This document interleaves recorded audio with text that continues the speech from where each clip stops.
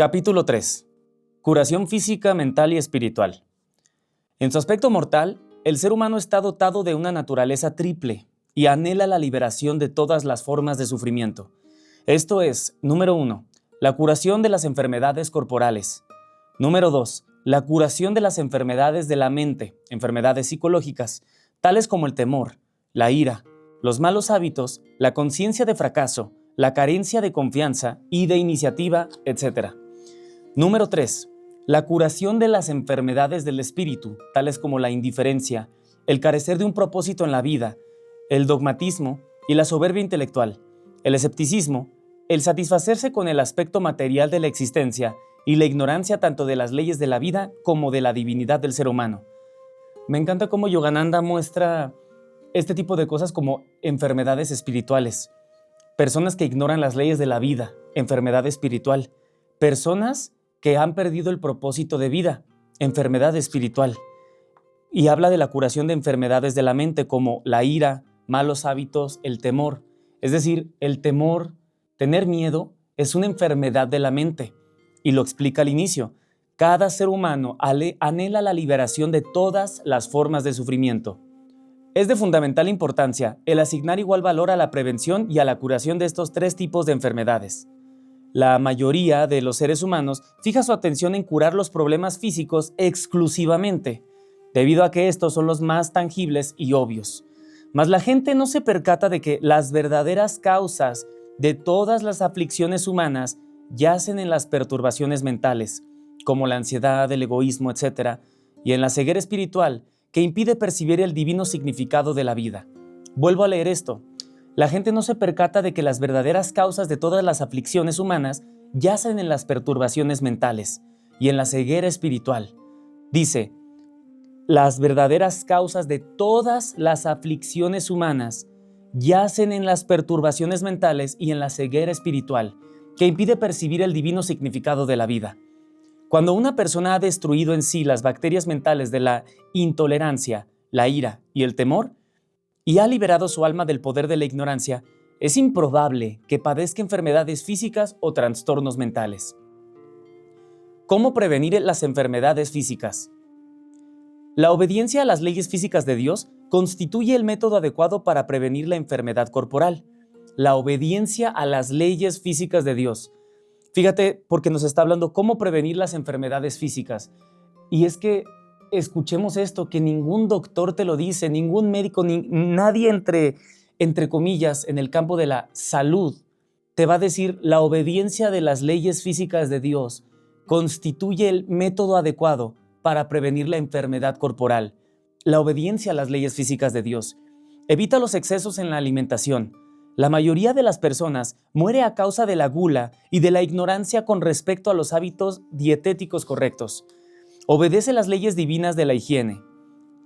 La higiene mental, que consiste en mantener la mente pura, es superior a la higiene física, mas no por ello se debe despreciar la importancia de esta última ni descuidar su práctica. No vivas, sin embargo, conforme a las reglas de higiene tan rígidas que la menor desviación de ellas te perturbe.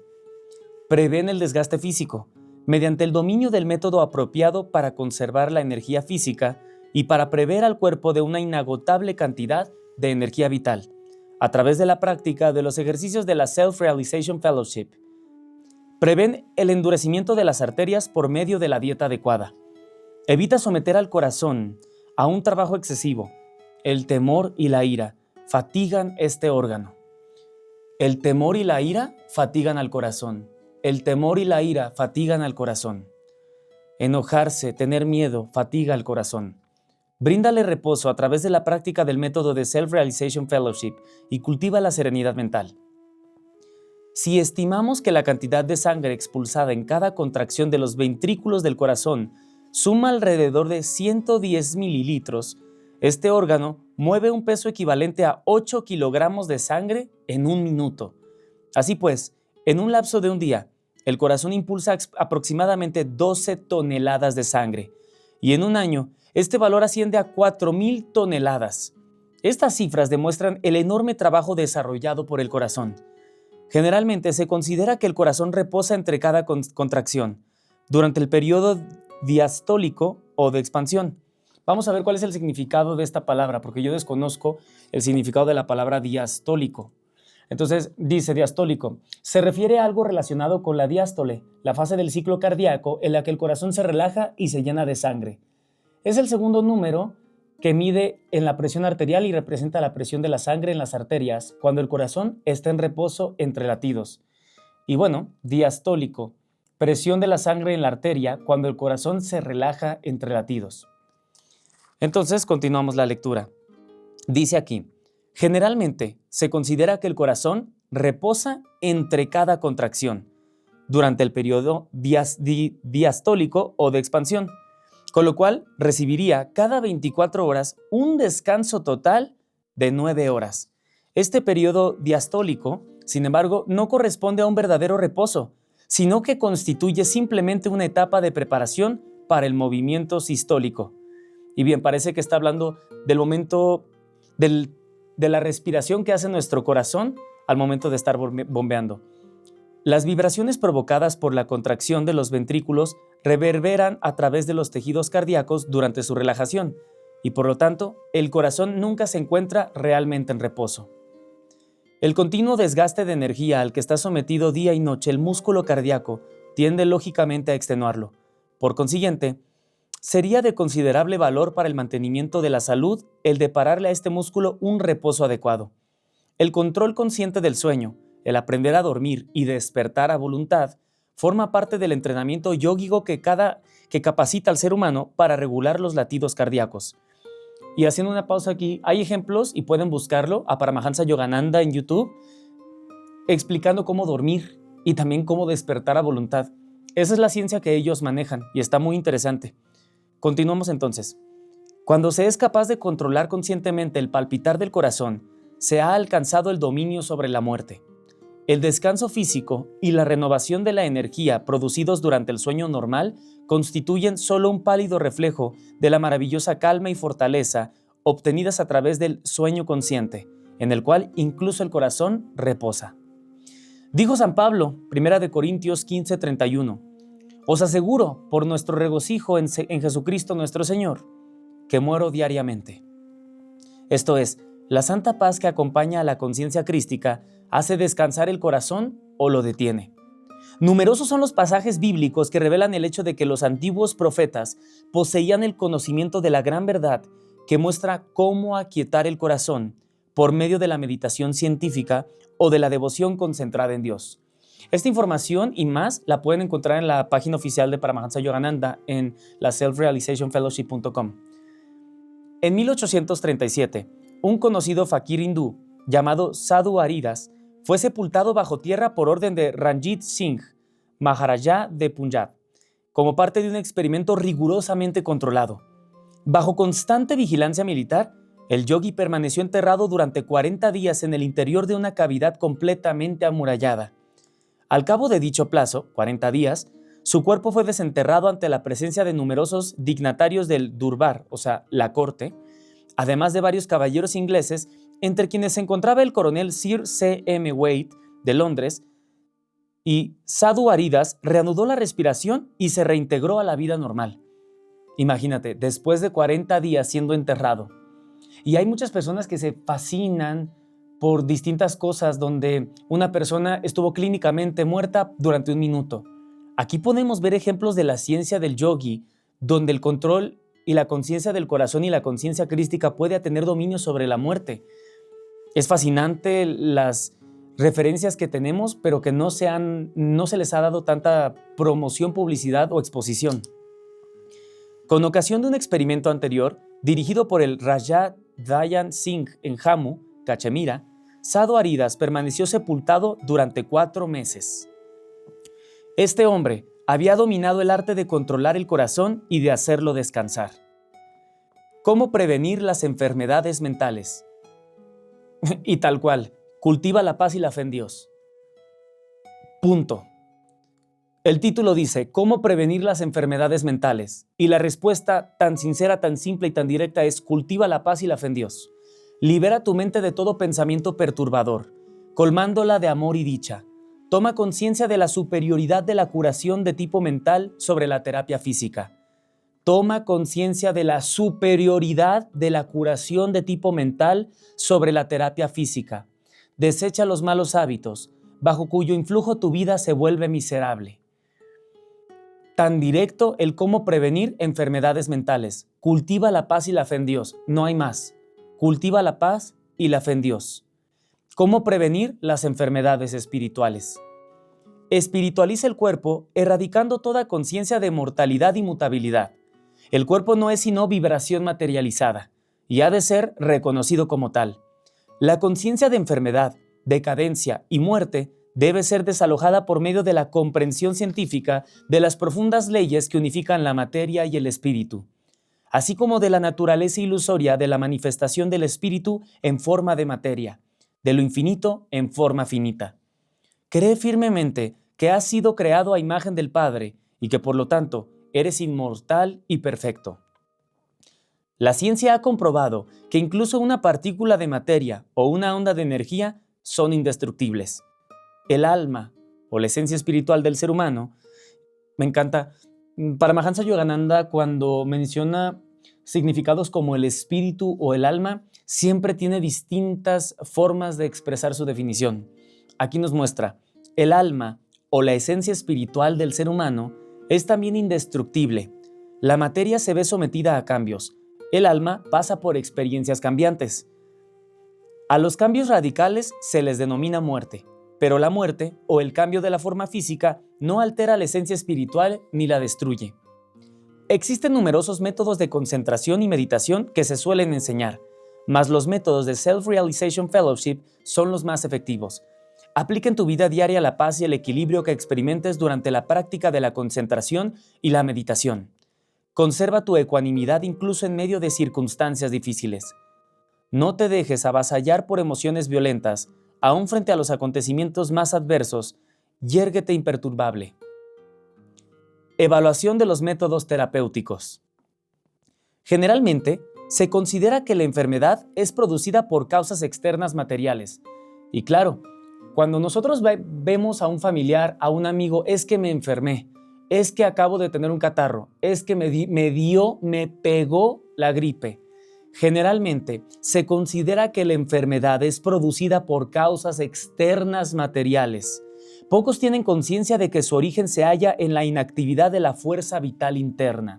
Cuando una persona llega a enfermarse, nosotros podemos saber cómo han estado sus últimos días, sus últimas semanas, su tipo de conciencia y conexión espiritual. Pues aquí lo menciona Paramahansa Yogananda.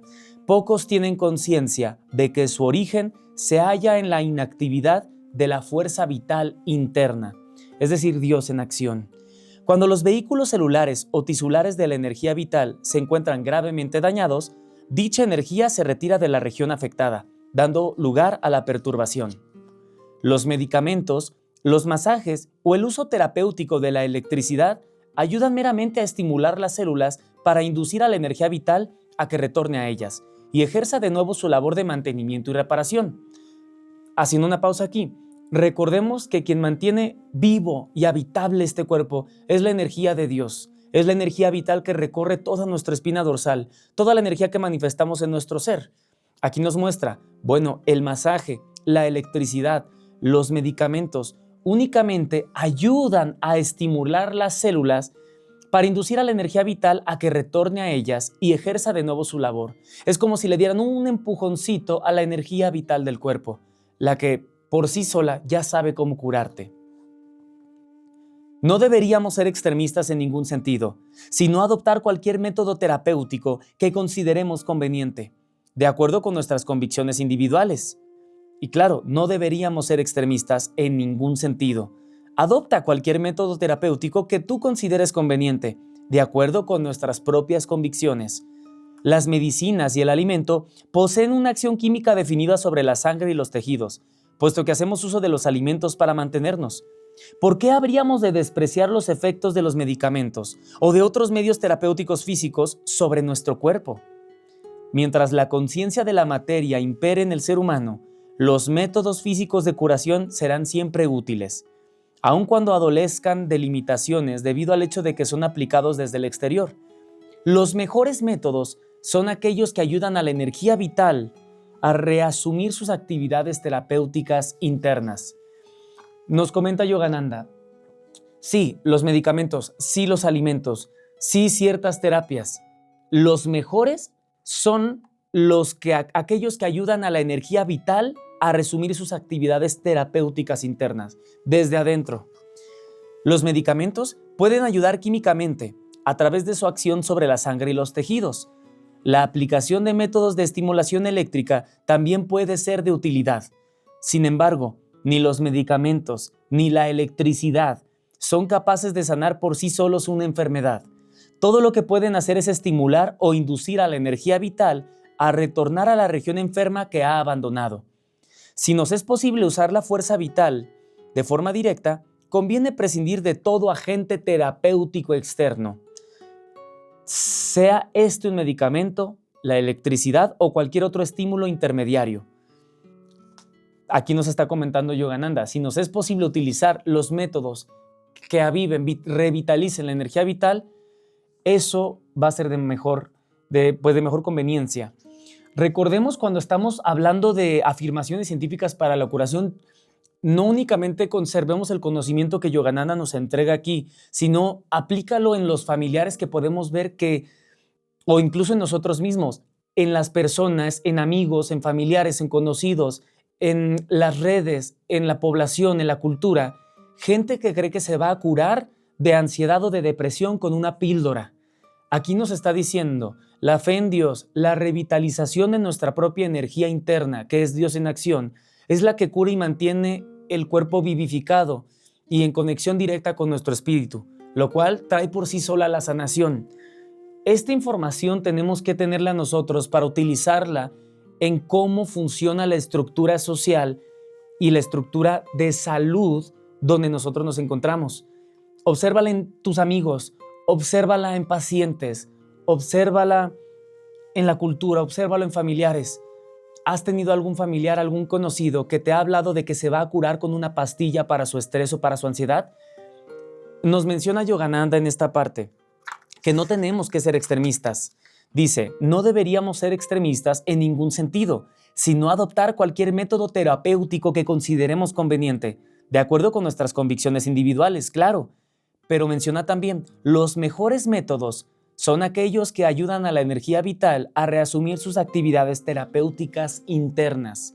Hablamos de curación, no de sedar a un cuerpo, no de únicamente darle unos minutos o unos momentos de sentirse bien. Aquí Yogananda está hablando de la curación. Aplicación de las leyes divinas en el plano material. Vuelvo a leer este título. Aplicación de las leyes divinas en el plano material. Los ungüentos pueden ser de utilidad en el tratamiento de las escoriaciones, el prurito, las heridas superficiales, etc. Asimismo, si te has fracturado una pierna o un brazo, no es necesario darle a la energía vital el trabajo de reacomodar a los huesos desplazados, puesto que un traumatólogo, un hijo de Dios, capaz de servir como instrumento de él, puede tratar la fractura por medio del empleo de su pericia y su conocimiento de las leyes de Dios aplicadas al mundo material. Si mediante el poder mental eres capaz de sanar instantáneamente tus huesos quebrados, hazlo así. Pero si careces de dicho poder, será insensato que aguardaras sin curarte hasta adquirirlo. Por medio del ayuno, los masajes, los tratamientos osteopáticos, los ajustes quiroprácticos, las posturas de yoga, etc., podemos ayudar a suprimir o aliviar la congestión de los nervios o de las vértebras, facilitando así el libre flujo de la energía vital. ¿Cómo adquirir poder sobre la energía vital? Por otro lado, la curación mental es superior a todos los métodos de curación física, porque la voluntad, porque la imaginación, la fe y porque la razón constituyen estados de conciencia que actúan de manera directa y eficaz desde el interior. Ellas aportan el poder motivador que estimula y dirige a la energía vital, induciéndola a desarrollar cualquier tarea específica. Tanto la autosugestión como el uso de diversos tipos de afirmaciones son de utilidad en la estimulación de la energía vital, aunque no siempre resultan eficaces debido a que quienes practican estos métodos suelen aplicarlos tan solo mentalmente, sin manejar de modo consciente la energía vital y, por lo tanto, sin establecer conexión fisiológica alguna entre mente y materia. Aquí nos habla de la autosugestión, el uso de diversos tipos de afirmaciones estimula la energía vital. Es decir, autosugestión, autocurarnos, los decretos, las meditaciones, las afirmaciones, distintos métodos de respiración funcionan. Y aquí menciona, el tema con esto es que no llega a ser tan eficaz porque la gente solo suele aplicarlos desde la mente. Solo los aplican mentalmente sin en verdad sentirlos o cubrir toda su anatomía, todo su cuerpo, aplicando ley mental y el espíritu también. Entonces nos menciona aquí, claro que tienen efectividad, aunque no siempre resultan eficaces, porque quienes practican estos métodos suelen aplicarlos tan solo mentalmente, sin manejar de modo consciente la energía vital y por lo tanto, sin establecer conexión alguna entre mente y materia. Cuando se combinan las técnicas psicofisiológicas con el poder de la voluntad, la fe y la razón, de manera que se logra controlar y dirigir la energía vital y se alcanza el estado supraconsciente, la curación es segura. En este bienaventurado estado de la realidad, donde habla de voluntad, fe y razón, comprendemos la indisoluble unidad existente entre la materia y el espíritu, superando así toda perturbación y desarmonía. Las enseñanzas de Self-Realization Fellowship aportan el modus operandi para adiestrar la voluntad a fin de que sea capaz de dirigir eficazmente a cualquier región del cuerpo el flujo de la vibrante energía vital. A través de la aplicación de este método, es posible percibir de forma definida la circulación interior de la fuerza cósmica vibratoria. La fuerza cósmica vibratoria. Capítulo 4. La naturaleza de la creación. La materia no existe del modo en que la concebimos habitualmente, pero sí que existe en la forma de una ilusión cósmica. Y para disipar esta ilusión, se requiere un método definido. Así como es imposible sanar en un solo instante a una persona adicta a estupefacientes, así también la conciencia material que domina al ser humano a través de la ley de la ilusión no puede ser superada sino por medio del aprendizaje y la aplicación de la ley opuesta, es decir, la ley de la verdad. Aquí nos habla de una realidad en la que sí vivimos. Yogananda menciona que este tipo de conocimiento, este tipo de conciencia, a muchas personas se les puede dificultar porque aún están viendo el mundo de la materia dentro de la ilusión, dentro del mundo maya. Por lo tanto nos dice, claro que no se puede curar una persona que ya es extremadamente adicta a estupefacientes, a sus pastillas. De la misma manera que a un ser humano normal no le puedes únicamente decir que esta materia es solo ilusión cósmica. Menciona que es a través del aprendizaje. Dice, así como es imposible sanar en un solo instante a una persona adicta, así también la conciencia material que domina al ser humano a través de la ley de la ilusión. Muchas personas creen que se enferman nada más porque sí, les dio ansiedad nada más porque sí, les dio depresión nada más porque sí, y el dolor de cabeza llegó tan de repente como en cualquier mundo azaroso. Entonces aquí nos menciona, hay que recordar que no puede ser superada sino por medio del aprendizaje y la aplicación a la ley opuesta. ¿Cuál es la ley opuesta al mundo de la ilusión? La verdad. A través de una serie de procesos de condensación, el espíritu se transformó en materia. De aquí que la materia proceda del espíritu y no pueda, por lo tanto, diferir de su origen. La materia es una expresión parcial del espíritu, en la cual lo infinito se manifiesta como finito, lo ilimitado como limitado. Sin embargo, la materia no existe per se, puesto que solo es una manifestación ilusoria del espíritu. Aquí nos explica, ¿de dónde nació? Del espíritu. ¿Qué es de dónde viene, de qué forma parte, qué es lo que lo creó? El espíritu mismo. Por eso cuando nosotros trabajamos este tipo de ciencias, nos vamos directamente con el espíritu. Pero la gente está muy enfrascada en, pero es que las cosas son así, es que el doctor dijo esto, es que la salud es así, cuando el espíritu es el que vive y reina sobre todas las cosas. Conciencia y materia. Al comienzo de la creación, el espíritu, inmanifestado hasta entonces, se proyectó en la forma de dos naturalezas diferentes, conciencia y materia. Estas son las dos expresiones vibratorias del único espíritu trascendental, siendo la conciencia una vibración más sutil y la materia una vibración más burda. La conciencia es la vibración del aspecto subjetivo del espíritu y la materia es la vibración de su aspecto objetivo. El espíritu, como conciencia cósmica, es potencialmente inmanente en la materia vibratoria objetiva y en su aspecto subjetivo. En esta se manifiesta como la conciencia presente en todas las formas creadas, alcanzando su máxima expresión en la mente humana y sus innumerables ramificaciones constituidas por los pensamientos, los sentimientos y los procesos volitivos y de la imaginación. Cuando hablamos de procesos volitivos se refiere a la voluntad. La diferencia entre espíritu y materia radica en la frecuencia vibratoria de ambos. Es decir, se trata de una diferencia de grado, no de especie. Me encanta, entonces habla de, es que son lo mismo, simplemente es un grado más elevado, es un grado más bajo. La diferencia entre espíritu y materia radica en la frecuencia vibratoria de ambos, es decir, se trata de una diferencia de grado, no de especie. El siguiente ejemplo ilustrará mejor este hecho. Aun cuando todas las vibraciones son cualitativamente semejantes, el oído humano solo es capaz de percibir las vibraciones más burdas, aquellas que oscilan entre los límites de 16 y 20.000 ciclos por segundo.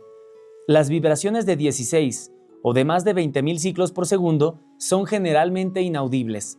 No existe ninguna diferencia esencial entre las vibraciones audibles e inaudibles, aun cuando sí existe una diferencia relativa de grado entre ellas.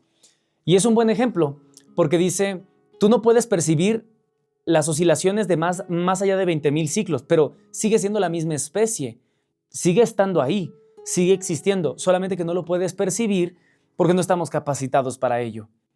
A través del poder de Maya, la ilusión cósmica, el Creador ha hecho que las manifestaciones materiales se presenten tan claramente distintas e individualizadas ante la mente humana, que ésta no las asocia en forma alguna con el espíritu.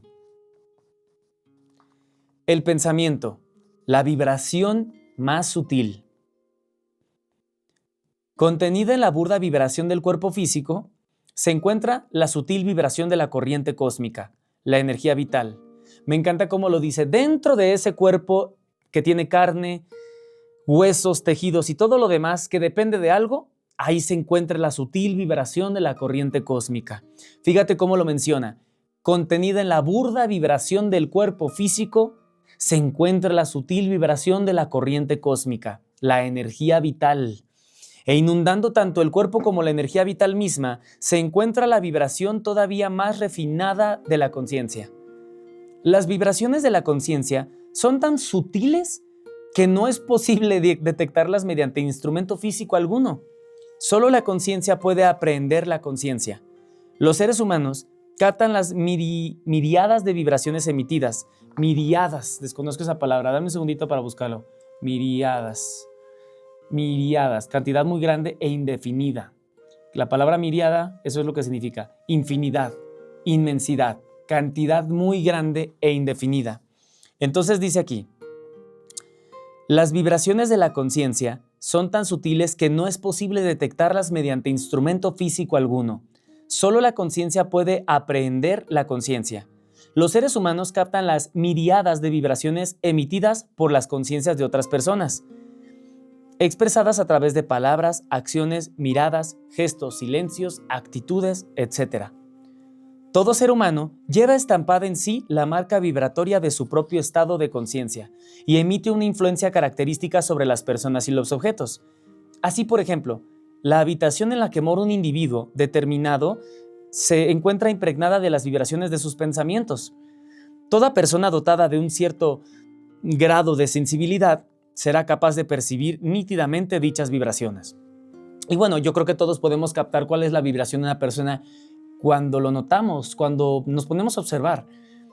Cuando vamos al cuarto de una persona se siente la calidad de las vibraciones de sus pensamientos, pero no solo en el cuarto de una persona, en la iglesia, en un funeral, en una boda o en el semblante de una persona. Cuando una persona quiera ver verdad en alguien, en sus testimonios, en lo que está diciendo, es simplemente con verla y podemos empezar a analizar qué tipo de calidad de pensamientos y vibraciones emana la esencia misma de esa persona. Y eso puede ser muy útil cuando nosotros observamos noticias, observamos información, observamos la opinión de alguien más. siempre hay que recordar que toda persona dotada de un cierto grado de sensibilidad será capaz de percibir nítidamente dichas vibraciones. El ego humano, o su sentido de yoidad, o sea, yo, la distorsionada imagen mortal del alma inmortal, está dándonos otro tipo de significado para el ego humano. El ego humano, o como me gusta llamarle, su sentido de yoidad, la distorsionada imagen mortal del alma inmortal. Fíjate, qué forma de describir el ego humano. El ego humano, o bien, la distorsionada imagen mortal del alma inmortal. Piénsalo un segundo. El ego humano, la distorsionada imagen mortal de un alma inmortal. Aprende la conciencia de manera directa y la materia, el cuerpo humano y todas las demás formas de creación de manera indirecta, a través de procesos mentales y percepciones sensoriales. Así pues, el ego está siempre consciente de su propia conciencia, pero no lo está de la materia, ni siquiera del cuerpo en el que él mismo habita, sino cuando fija su atención en ella. Claro, cuando llevamos nuestra atención a nuestro cuerpo, ahí es cuando nosotros tenemos la conciencia misma de ello. De ahí que una persona que se encuentre profundamente concentrada en un determinado tema sea consciente de su mente, pero no de su cuerpo. Las experiencias del ser humano en el estado onírico. Onírico habla de los sueños, entonces esto se refiere a las experiencias de los seres humanos cuando soñamos. Esto va a estar muy interesante. Todas las experiencias acaecidas en el estado de vigilia de una persona pueden ser reproducidas en el estado onírico de su conciencia. Sumido en este estado, el ser humano puede soñar que camina alegremente por un hermoso jardín y de pronto se encuentra ante el cadáver de un amigo. Entonces sufre, llora y percibe que le duele la cabeza y que su corazón palpita angustiado. O tal vez se desate súbitamente una tempestad en su sueño y él se sienta a continuación mojado y frío. Sin embargo, apenas despierte, el protagonista de los sueños se reirá de todas sus experiencias oníricas. ¿Existe alguna diferencia entre las experiencias de esa persona en el estado onírico y sus experiencias en el estado de vigilia? Durante su sueño, ella ha experimentado la materia, manifestada en su cuerpo, en el de su amigo, en el jardín, etc. Es decir, durante su estado onírico experimentó materia. Y la conciencia, manifestada en sus sentimientos de gozo y de dolor, sus emociones. Así pues, ambas conciencias, la de la materia y la de la conciencia misma, se hallan presentes tanto cuando la persona sueña como cuando está despierta. Los seres humanos somos capaces de crear materia y conciencia en un ilusorio mundo onírico. Por lo tanto, no debería sernos difícil comprender el hecho de que el espíritu, haciendo uso del poder de Maya, haya creado para nosotros el mundo onírico de la vida. Una existencia consciente que es, en esencia, tan irreal, tan efímera y tan cambiante como lo son las experiencias de los sueños. ¡Wow! ¡Qué belleza! ¡Qué belleza! Y en tan pocas palabras lo que es un iluminado, lo que es un maestro iluminado. Maya o la ilusión cósmica. El mundo de los fenómenos opera bajo el poder de Maya, la ley de la dualidad o de los estados opuestos, y es por lo tanto un mundo irreal, cuya existencia oculta la verdad de la unidad e inmutabilidad divinas. El ser humano sueña, en su aspecto mortal, con las dualidades y los contrastes, o sea, la vida y la muerte, la salud y la enfermedad, la felicidad y el dolor. Pero cuando se despierta en la conciencia del alma, toda dualidad desaparece y él se reconoce a sí mismo como el eterno y bienaventurado espíritu. Las necesidades de la humanidad extraviada. Para la desorientada humanidad, tanto la ayuda médica como la ayuda mental son importantes. Es innegable la superioridad de la mente sobre los medios terapéuticos materiales, pero la acción de los alimentos, las hierbas medicinales y los fármacos, aunque más limitada, resulta también innegable. Al hacer uso de métodos mentales para obtener la salud, no es necesario desdeñar totalmente los sistemas físicos de curación, ya que estos últimos son el resultado de la investigación de las leyes físicas de Dios. Es decir, un médico, un curandero, un chamán, un taita, una maima, un homeópata, un doctor holístico, cualquier persona dentro de este ámbito de salud, alguien que trabaja con imanes, alguien que trabaja como psicoterapeuta, alguien que trabaja con otro tipo de recetas médicas, nos dice, al hacer uso de estos métodos mentales para obtener la salud, no es necesario desdeñar totalmente los sistemas físicos de curación, ya que todos estos métodos son el resultado de la investigación de las leyes físicas de Dios. Mientras existe en el ser humano la conciencia material de su cuerpo, esta no debería prescindir por completo del uso de remedios medicinales.